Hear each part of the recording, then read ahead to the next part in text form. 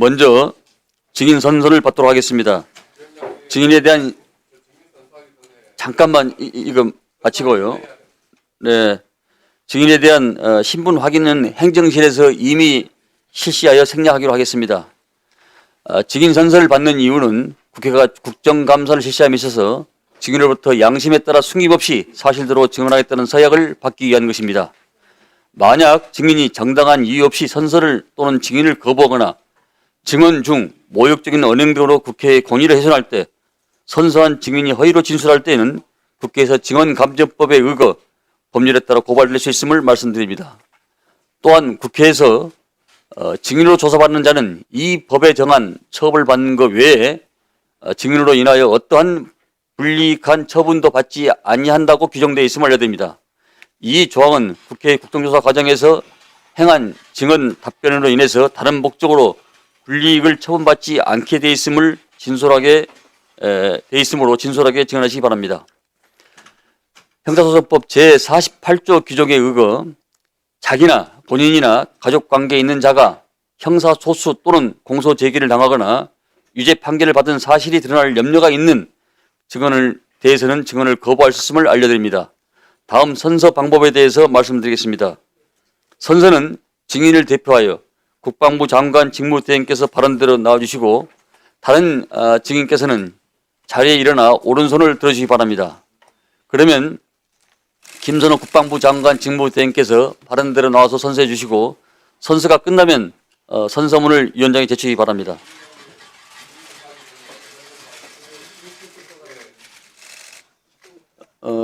지금 네, 뭐 하십시오. 1번이면 하십시오. 예, 그 청문회 동안 증인 채택에 대해서 불균형성을 여러 번 지적했었는데 뭐 번번이 다 무시돼 왔습니다. 오늘 2차 청문회 증인 중에 노상원 전 정보사령관이 찾아갔다던 무속인 비단아 씨라는 사람이 증인으로 지금 출석했습니다. 그리고 과거에 윤석열 캠프에서 정책총괄 지원실장이었던 신용환 참고인도 1차 청문회에 이어서 오늘 2차 청문회에 출석을 했습니다.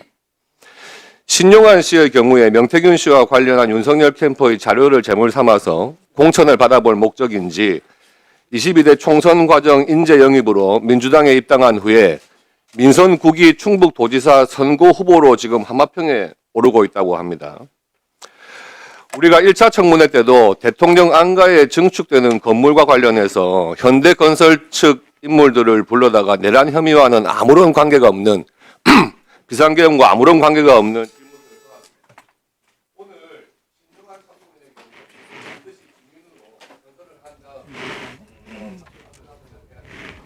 그래야 본인의 지적이 있듯이 또 그런 것과 무관한 사실관계를 해야 되기 때문에 증언해야 되기 때문에 반드시 증인으로 접촉해 주시기 바랍니다. 박 의원께서 말씀하신 그 내용 중에 제가 이제 지난번에 우리 당의 전략공천위원장을 했지 않겠습니까? 그래서 그 내용을 아는데 인재 영입이라 하면은 전략공천이 우선인데 신용환 증인은 전략공천 대상자가 아니어서 인재 영입이 아니었습니다. 본인이 신청을 해서 경선을 했던 것이죠.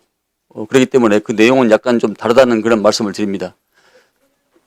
네, 백희란 말씀하시고 우리 임 의원님 말씀하십시오. 그러니까 제가 간사간에 합의를 하도록 그렇게 하겠습니다. 네. 잠깐만요. 자, 백 의원 말씀해 주시고. 네, 지금 박성재 법무부 장관이 증인으로 채택이 되어 있는데요. 지금 보니까 불출석 사유서도 미제출된 상태로 지금 출석을 하지 않은 상황입니다. 아, 오늘 안 나오셨나요? 네, 지금 없지 않습니까, 자리에? 예, 예. 네, 그래서 위원장님 지금 동행명령장을 추가로 발급을 하든지 그런 조치가 필요할 것으로 생각합니다.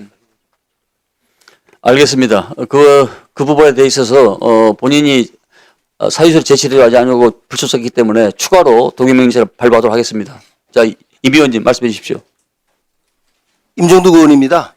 지난 1차 청문회 끝 무렵에 위원장께서 홍장원 1차장에게 무려 10분이 넘는 진술시간을 주셨습니다.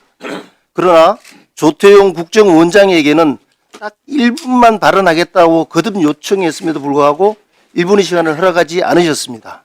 당시 위원장께서는 발언 요청을 묵살하면서 2차, 3차 청문회가 있으니까 그때 해라고 하셨습니다.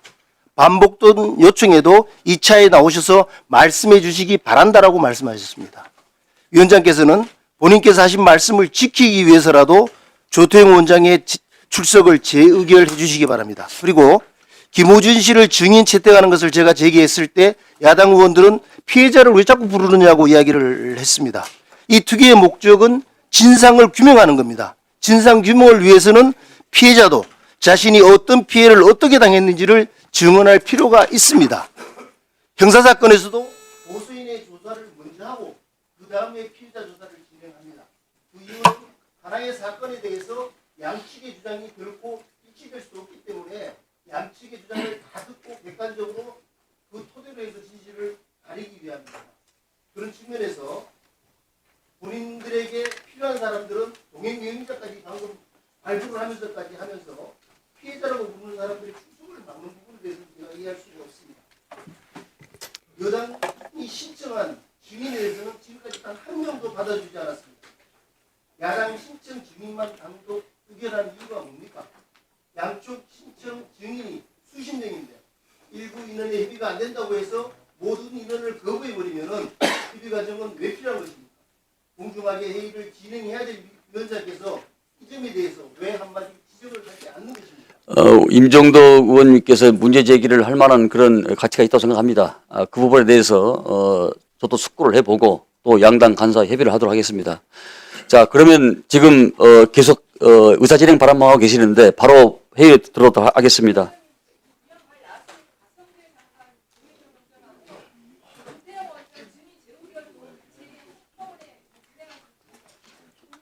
네, 그 부분에 대해서 일단 간사님께는 합의를 해보고 지금 바로 오십니다. 예. 그것은 뭐 제가 할게 아니라 김호준 씨를 불러주십시오. 그리고 자, 조태용도 하고 다 불러야죠. 임 의원님 가만히 계세요. 알았으니까. 예, 가만히 계세요. 자, 그럼 바로 회의를 예? 지금 해야 되겠습니까? 바로 하십시오. 예, 전직 장관은 증언을 거부하고 있고요. 그리고 행정부는 자료 요구의 제출을 거부하고 있습니다. 윤석열 대통령과 내란 세력 그리고 김건희 여사도 썼다는 그 비아폰 서버만 열면 내란의 전모를 밝히는 거 아닙니까? 근데 경호처는 압수수색을 방해하고 검찰은 김성훈 차장의 구속영장 청구를 거부하고 있습니다. 밝히고 싶지 않은 것입니다. 떳떳하면 증언하고 자료 요구에 응하면 됩니다. 전직 역술인이 대통령 4급 행정관으로 근무했다는 언론 보도가 있었습니다. 그래서 그 행정관이 근무했다는 대통령실 시민사회 수석실 근무자 전원의 채용 서류, 인사 기록, 주요 업무, 출장 기록을 요구했습니다. 답변 못 받았습니다. 구판을 누구 돈으로 벌였을까라는 의문으로 대통령실 예비비 물었는데 답변 못 받았습니다. 오후까지 자료 일체와 대통령실 예비비 지출 내역을 제출해 주시기 바랍니다. 그리고 신용환 증인과 관련해서는 참고인으로 의결할 때는 한 마디 뒀다가 참고인 의결해서 나오니까 또 증인 의결하려고 이 부분은 조사기관에 합의하실 얘기지만 지난번 얘기했을 때 절차에서 문제를 제기하셔야지 절차에서는 아무렇지도 않고 그냥 넘어갔다가 오늘 말씀하신 것은 순서가 올바르지 않다. 자, 선서해 주십시오.